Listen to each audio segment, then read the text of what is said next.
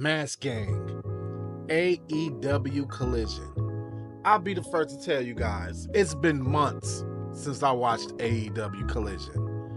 So, I wasn't aware. When someone told me that AEW Collision was a better booked show than AEW Dynamite, I just had to see for myself. And I would go as far as to say, as far as like consistency throughout the show booking, I do feel like AEW Collision ran a lot smoother. So I enjoyed the watch. It's a 2-hour show that felt like a 3-hour show because they had so many matches, but it was a smooth watch. So the night kicked off with a match between Hook, Samoa Joe, and Shibata versus the Premier Athletes. This is one of my criticisms of AEW, y'all. AEW has way too many 6-man tag matches. I understand that they do have a trios division, and it's not everybody's cup of tea. I've hated 6-man tag matches for a long time, so of course 6-man tag matches aren't going to appeal to me. But as far as this match didn't really mean anything. There was a 0% chance going in that the Premier Athletes were going to beat Hook, Samoa Joe, and Shibata.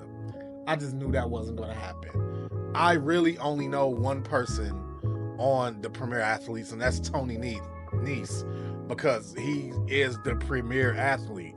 So I knew they didn't stand a chance. So obviously, Hook, Samoa Joe, Shibata, they won this match going away. And yeah, that was about it. I ain't got nothing else for y'all for this one. The Learning Tree versus Private Party.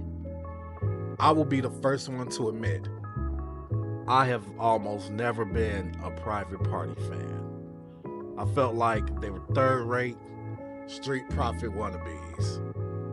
But recently, I've kind of been feeling Private Party. Now, don't get me wrong.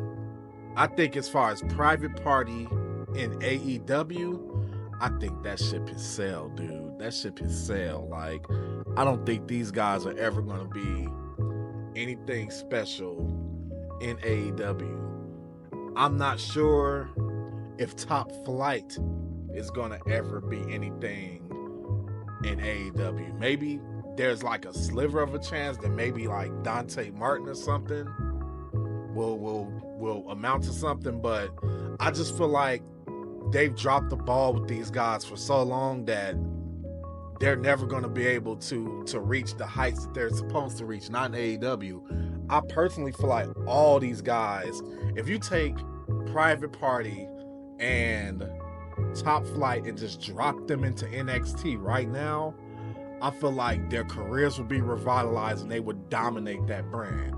Because right now, and a lot of people disagree with me, right now, to me personally, I think NXT is kind of dead.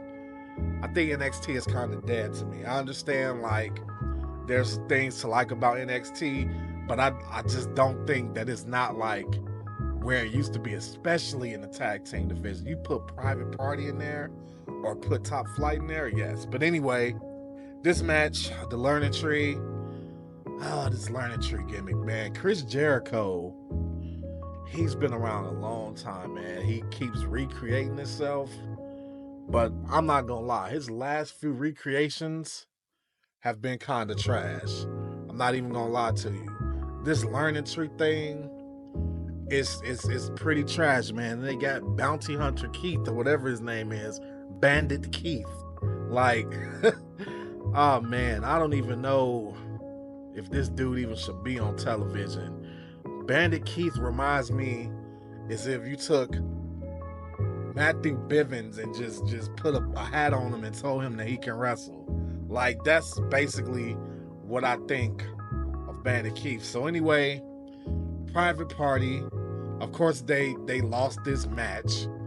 They should have won, and this is another instance of them dropping the ball with Private Party because they had a hell of a match against the Learning Tree, a bunch of near falls. Like, it was easily the best Private Party match that I ever seen, to the point where I can officially say that I like Private Party now.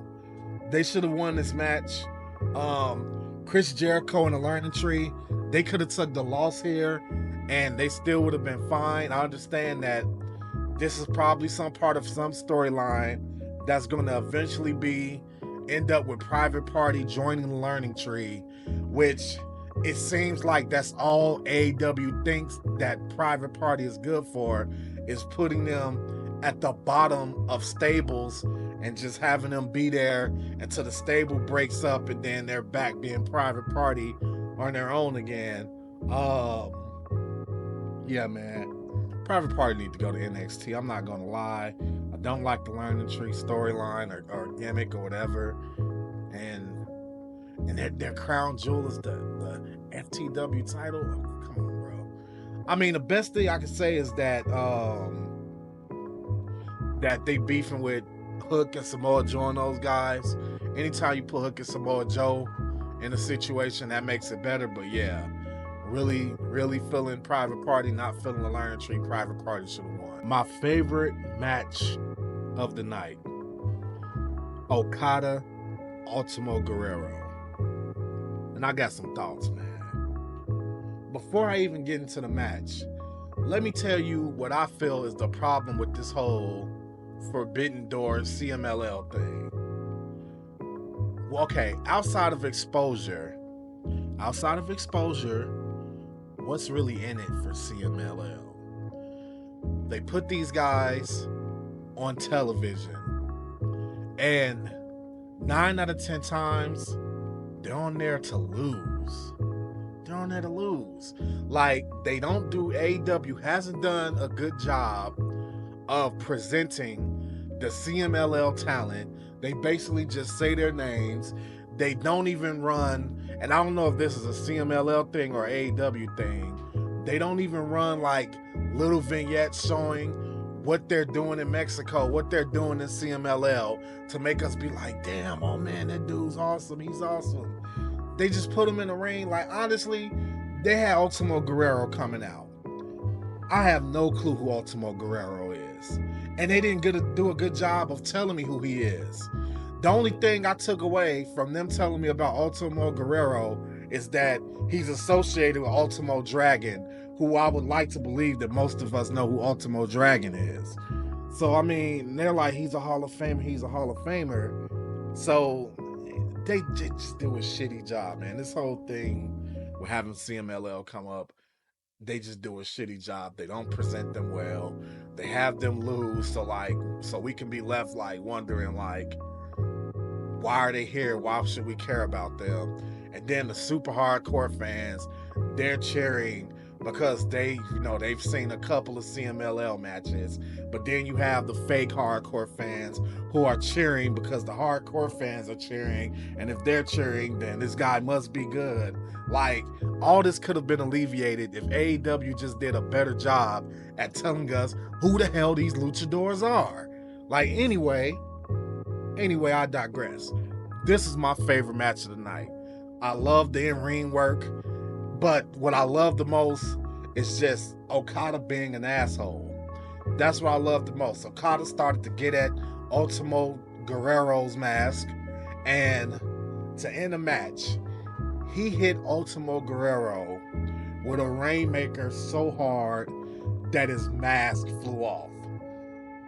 That shit, I don't care if it was a mistake. That shit was awesome as fuck. Like, I'm not even finna lie. Him hitting him with that Rainmaker in his mouth, it was so disrespectful, and it just came out so cool that he Rainmakered him that hard. Like, and maybe that was like the planned spot or whatever, but I loved it. And just something like that made the match my favorite match of the night. But I still meant everything I said about AEW doing a shitty job of presenting the CMLL talent, because all they really did in the end just made it look like Okada beat up a jobber, and that's sad because they said this guy's a Hall of Famer. Iron Savages versus the Patriarchy. This is where the night kind of started to be like, okay, man. Okay, I'll tell you this right now. I like the Iron Savages. Even though one of the guys is one of the guys is obviously cosplaying Scott Steiner. I still like them. I like the Iron Savages. Imagine my disappointment. Now keep in mind that I don't watch Collision like that. I've seen the Iron Savages before, but I haven't seen them that many times. So imagine my disappointment when I found out or realized that this was a 3-on-2 handicap match. Because I like the Iron Savages, to have them lose in a handicap match to Luchasaurus and Nick Wayne, that makes them enhancement talent. And it's crazy because they come out with so much energy. They come out with a great look, a great gimmick. I feel like they should be worth more than that. And that takes me back to and y'all probably gonna think I'm beating up AEW. AEW fans, I'm not beating up AEW. I like AEW. I want AEW to be better. It comes back to just the fact that AEW has too many talents. And they need a developmental show. Rampage should be their iteration of NXT, honestly. But anyway, yeah, the Patriarchy won this match. The Iron Savages, I really do want them to do more with them because I think that gimmick can get over. I really do. It seems like it's already over a little bit, but I think it can go to even greater heights if they were, one, featured more, and two, if they actually were able to get some wins and not lose handicap matches. I mean, it's pathetic. One Luchasaurus kill switch, whatever you want to call them. It's one thing losing to kill switch. It's a whole nother thing you losing to Nick Wayne. So I mean, that's all I got to say about this, man. Iron Savages, please do something better with them. Mask Gang. Am I wrong if I say that I just didn't care about this match? Toni Storm and Mariah May versus Layla Hirsch, legit Layla Hirsch, and Lady Frost. I mean, I like Layla Hirsch, I like Lady Frost, but I just didn't care about this match because, frankly, AEW hasn't really done anything to make me feel that Layla Hirsch should be taken seriously. Lady Frost, she's done some things in Ring of Honor, but I can tell you that I haven't watched Ring of Honor in years, especially not the Tony Khan version of Ring of Honor. So I mean, I really don't have any clue on whether or not I should take Lady Frost serious in a match like this. It was pretty telegraphed who was going to win this match. Toni Storm and Mariah May themselves are the draw in this match. Just them as characters. So it really didn't matter who their opponents was, but yeah, this match didn't move a needle from a match standpoint. But it was just good to just see Toni Storm and Mariah May's antics, dancing, and all the things they do. But yeah, this match was just a whatever match for me. I'm sorry. Speaking of whatever matches, we had the House of Black versus, let me look at this, LSG and MSG. I don't care what those acronyms stand for. That has to be the dumbest name. One of the dumbest names. Up there with Shorty G. One of the dumbest names I've ever heard. I don't know and don't care what the hell it stood for. The House of Black, Malachi Black, Brody King just beat the shit out of these guys, and I don't know who the hell they are. I mean, I guess the biggest takeaway after the match is oh yeah, we don't care that Buddy Matthews got hurt. I mean, whatever, dude. This was a throwaway match just to showcase House of Black, showcase that they're still a threat even without Buddy Matthews. But yeah, LSG, MFG, and not MFG. And don't ever get it confused. MSG confused with MFG. Let me tell you that. But yeah, LSG, MSG, trash. Remember earlier when I said that the CMLL guys never win? There is a special, unique circumstance when they actually do let the CMLL guys win. that circumstance is when said CMLL guy has an upcoming match with the top star in AEW. They had to have him look like he could be somewhat of a threat. I'm talking about Hechicero. The minute that I seen Hechicero, and I'm pretty sure I'm saying his name right, the minute I seen him facing Daddy Magic, Matt Menard, I knew that he was going to come away with the W. I knew it because, for all intents and purposes, Daddy Magic shouldn't be winning a singles match against anybody at this point for what he is as a member of AEW, of the AEW roster. So yeah, Hechicero put down Daddy Magic because he's going to have an upcoming match against MJF, which I can pretty much guarantee MJF in his first match back since returning, not match like as in like match, but I'm talking about as in like a match at a pay-per-view. His first pay-per-view match back, he's not taking the L to a guy that AEW hasn't even really boosted up. Like, where's the highlight package for Hechicero showing how big of a threat he is? I mean, they might have had one. If they did have one, it must not have made an impact because I don't remember it. But yeah, Hechicero got the win here. Not surprised. He needs to get a little something before he go take that L against MJF. It's main event time. Will Ospreay versus the Machine, Brian Cage. Let me tell you something. Brian Cage is probably the most physically gifted, aesthetically dominant looking figure in AEW, but has the personality and charisma of a wet rock. I don't even know why the rock is wet. It's just the fact that maybe even the rock being wet is too much charisma to describe Brian Cage. So maybe we should just go with a dry rock.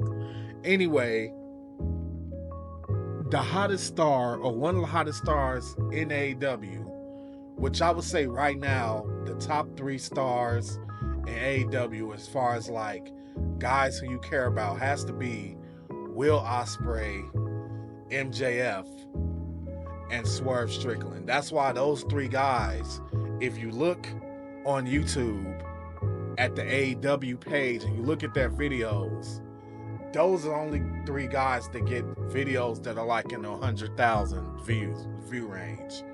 So, and it's also the reason why it's usually one of those 3 guys on the thumbnail when I make an AEW video.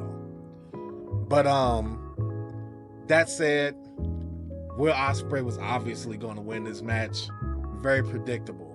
Brian Cage, as impressive of a professional wrestler that he appears to be, he has an awesome moveset. Again, awesome look besides the stupid mohawk. Don't know if he wants to be one of the Road Warriors or Wolverine or Chris Canyon or the Terminator. Don't know which one of those guys he wants to be. He's clearly a guy that's been in search of a gimmick for a long time, to be honest. I remember Brian Cage when he was in Lucha Underground. That's when I liked Brian Cage. He looked normal. He just seemed like this big, badass threat. So, yeah, he wasn't winning this match against Will Ospreay. It's the hottest dude in the company. Will Ospreay, what I see in him, I never thought Will Ospreay, I thought what was going to hold Will Ospreay back was his charisma. And I've had a video planned for a while that I'm going to do here very soon. The Who Can Save AEW tier ranking. And I'm starting to feel like I need to change where I plan to put Will Ospreay, because there's a category on that tier ranking that basically says, yeah, he is elite in the ring, but doesn't have the charisma to be a megastar. And I'm starting to reconsider that because I'm starting to realize Will Ospreay has a lot more charisma than I thought he had. And I think he needs to continue to hone that charisma. And I think that's what he's doing, because I feel like from the time where he used to show up here and there at Forbidden Door or certain AEW events, till the time where he was officially signed by AEW and was one of the people that they put out front on every show, I can see his charisma getting better. And I'll be completely honest with you. Y'all can hate me in the comment section if you want to. His charisma, his mic skills is probably, man, fuck it. His mic skills better than Swerve Strickland. Yeah, I said it. Yeah, Swerve has more charisma overall. He's a rapper. He has more charisma. But as far as picking up the microphone and throwing daggers on that microphone and being good on the microphone, yeah, Will Ospreay has Swerve Strickland beating that department. I'm sorry. But yeah, man, that's it for this edition of the AEW Collision Review. Mask Gang, we out.